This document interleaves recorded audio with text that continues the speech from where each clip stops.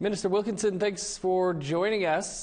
Can you first tell us briefly what the critical minerals strategy entails?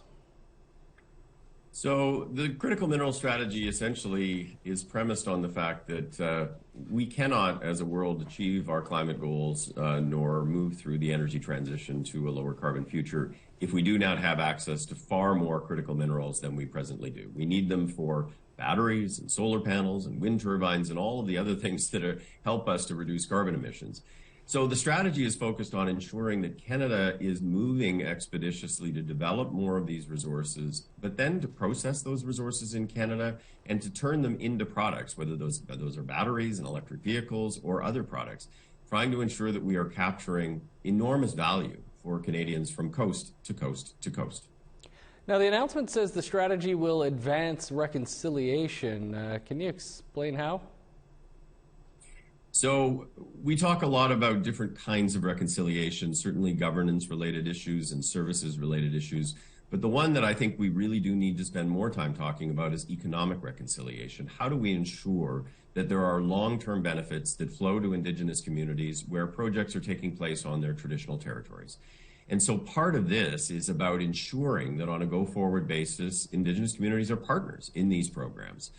There are a number of different elements within the strategy, but the general focus is ensuring that there is long-term benefit that flows to Indigenous communities, not just a few jobs, not just a few procurement contracts, but also long-term benefits that flow from participation in these projects.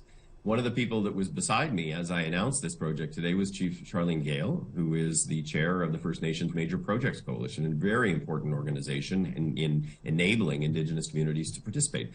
So I see this as an enormous, huge opportunity for economic reconciliation on a go-forward basis. Well, you know, Indigenous peoples are also supposed to share equally in the economic benefits, as you say, of these projects, but in reality, this is also often not the case. So how will you ensure that that happens here? Well, we have ensured in some ways through some of the regulatory processes, like the environmental assessment, where we're requiring early stage engagement on the part of all project proponents.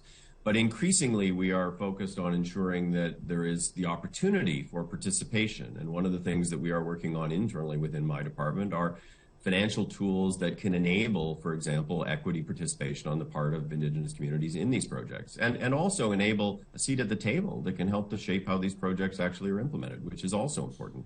I think one of the things that certainly Indigenous communities and the Government of Canada share very much in common is the need for us to be addressing these issues in an environmentally sustainable way. That's critically important. It is also critically important that we move forward expeditiously. Yeah, so how will the government ensure traditional Indigenous lands won't suffer severe environmental damage as a result of these types of projects? Well, we have made a very strong commitment that this strategy is a nature positive strategy. It is one where environmental issues will be considered and addressed as we move through all phases of the project.